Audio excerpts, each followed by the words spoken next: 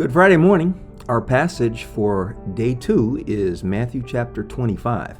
Let me talk about the pandemic again for a moment. A side effect that we've continued to see is this constant concern of trying to be ready for all the possible situations when it comes to our stuff.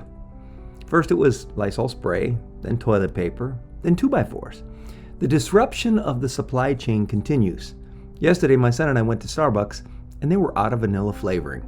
I get that Starbucks is a luxury. We don't need a $5 cup of coffee. But my point is, it's hard to be prepared for all contingencies when it comes to stuff in this pandemic. The goal is to be vigilant and prepared. This parable comes near the end of Jesus' earthly life. Jesus' followers were anxious about what lay ahead.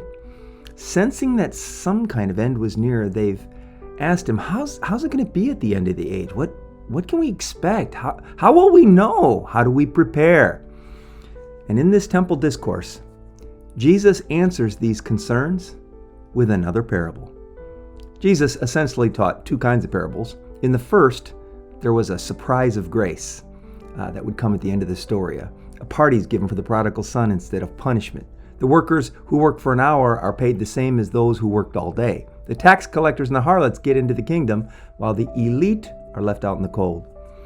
The second type of parable that Jesus taught had a predictable cause and effect pattern.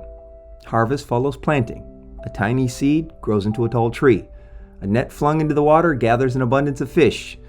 No surprise gifts or parties, no unexpected happy ending.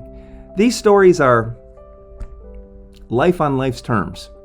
The party of the 10 virgins, it falls into that kind of category. Life on life's terms. There's been a lot of conjecture about the meaning of this parable through the centuries.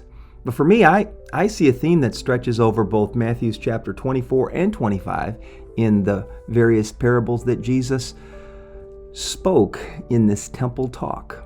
It seems obvious to me. The point is, be ready for the coming of Christ.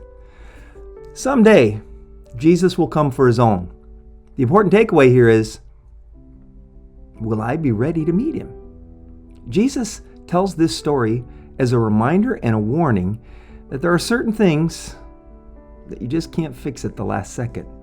Revelation 1:7 says, he's coming with the clouds. More than once, I have seen ominous clouds in the sky. They were unexpected, and I thought, is this it? Is the Lord coming with these clouds? I generally only stand there for a moment. Then I get back to whatever I was doing, because it is either the rapture or it isn't. If it's not the rapture, life goes on. And if it is the rapture, I want Jesus to find me doing what he's called me to do. The parable of the 10 virgins is a reality check. How much thought and preparation have we given to the thing that matters most? Unexpected events, they can be tragic if you're not ready, but they can be absolute bliss if you are. Pleasantly surprised is the phrase for it.